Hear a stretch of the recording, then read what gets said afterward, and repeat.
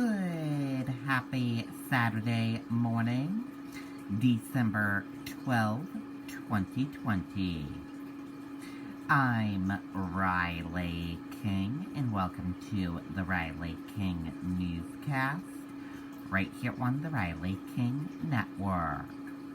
We have a lot of news to get to this Saturday morning, so let's begin. First up, we begin with COVID-19 updates. More than 1,100 new COVID-19 diagnoses announced for past few days in New Hampshire. 6 new deaths announced. Let's take a listen to that video from WMUR News 9.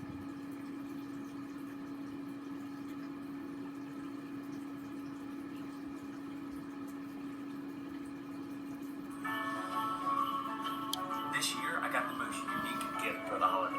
My wife gave me a free Air Club membership for Christmas. One of the many things I love. We have just received updated numbers on New Hampshire's coronavirus cases. There are close to 1,200 new cases confirmed tonight, the most announced in a single day. But those are spread out from 4 days of testing backlogs. There are also 6 new deaths to report. We have more than 6,800 active cases in the Granite State. Hospitalizations also setting records yet again. That number up 10 from yesterday, but the rate of those cases has not changed.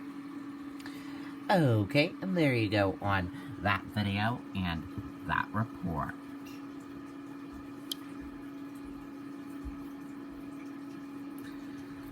And now let's take a look at your New Hampshire COVID information. New updates and data. Let's take a look at that right now.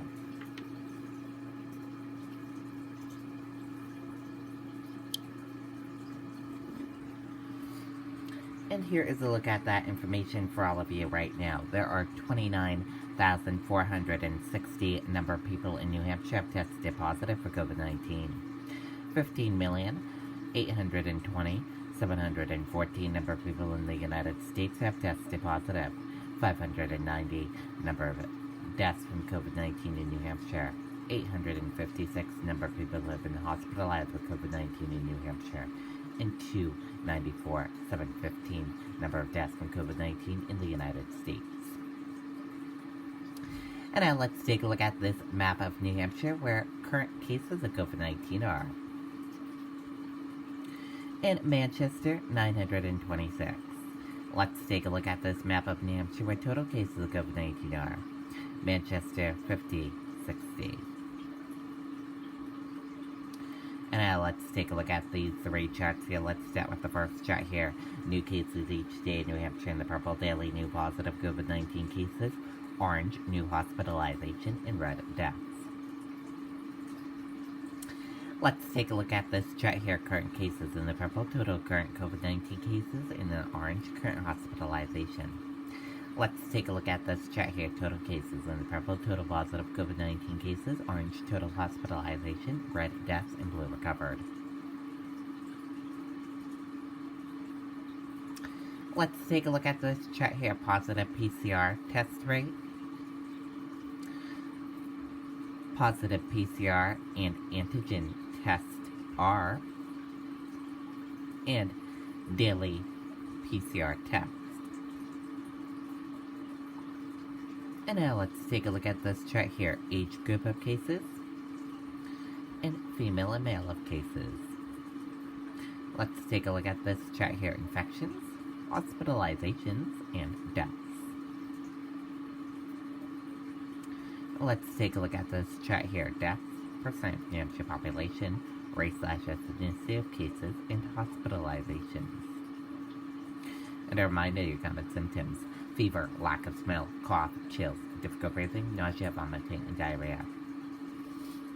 How it spreads, and prevention tips. And be sure to stay with the Riley King Network for the latest of your COVID-19 information. New Hampshire officials conduct COVID-19 vaccine delivery dry run. About 100,000 people to receive the vaccine during the first phase. Let's take a listen to that video from WMUR News 9, Tim Calorie.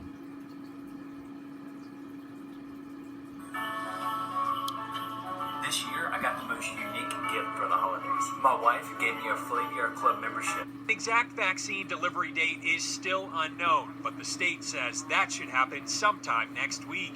First with Pfizer's vaccine, then Moderna the following week. We're receiving between 12 and 13,000 doses. Once they arrive, they will be stored in refrigerators capable of producing extremely cold temperatures, a key factor in preserving the vaccines.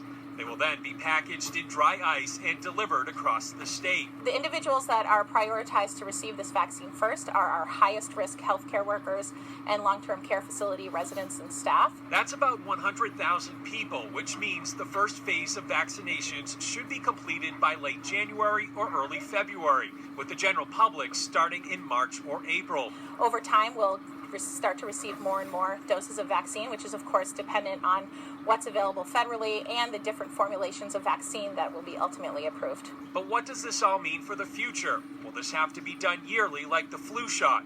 Officials say it's still too early to tell. Depending on what we learn from the long-term monitoring of the vaccine and its recipients over time, we'll get a better sense of how long that immunity will last from the vaccine. We hope it's a long time, but we don't know that yet. Now, although this is a big step in the fight against COVID-19, state health officials say we cannot let our guard down. They say it will likely take several weeks, if not months, to gain some control on this pandemic. So they say it is very important to continue to follow COVID-19 guidelines.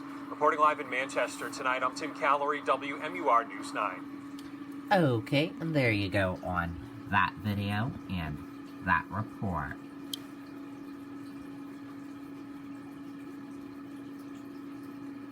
And a reminder how to help the 2020 Spirit of Giving food drive is underway. Donate from December 11th through the 13th. Let's take a listen to that video from WMUR News 9.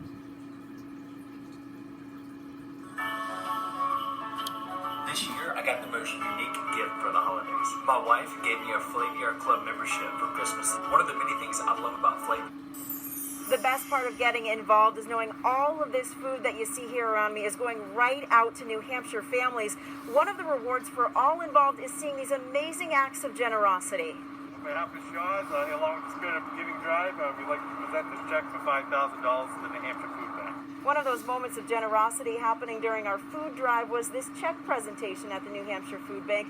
Shaw's donating $5,000, which translates to about double that in meals. It's just incredible. It's all part of the generosity we see each year during the Spirit of Giving food drive, and there is still a full weekend to give at all Shaw's, Walmart, and Hannaford locations all across the state.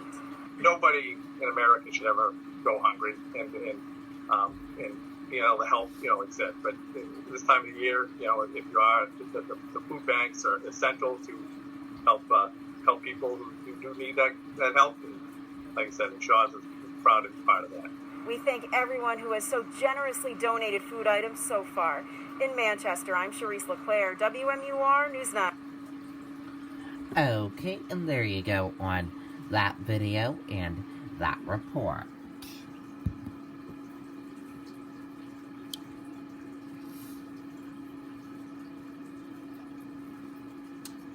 Investigation launched into treatment of COVID patients at New Hampshire Veterans Home. Why wasn't he being treated? She wondered. Why haven't you transferred him to the hospital and called me to tell me he's en route to the hospital?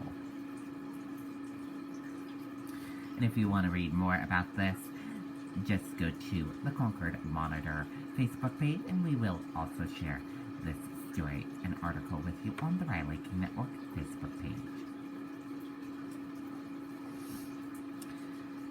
Kingston teen thankful to get stolen dirt bike back after sale gone bad.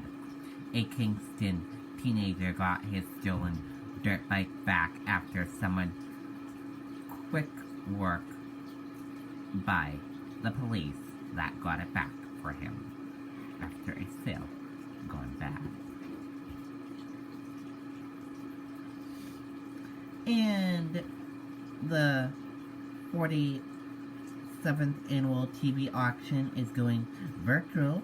You'll be able to bid on auction items from Wednesday until Saturday online.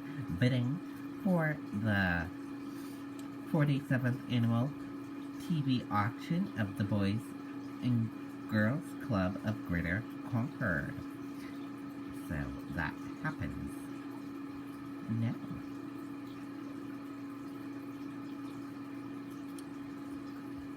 And we will share the link to that website for you all. And thank you for joining us for this Saturday morning edition. Sorry about that. Your Saturday morning edition of the Riley King Newscast right here on the Riley King Network. Have a great rest of your Saturday, everyone. See you back here later on today for another newscast. I'll have a news report coming up in a little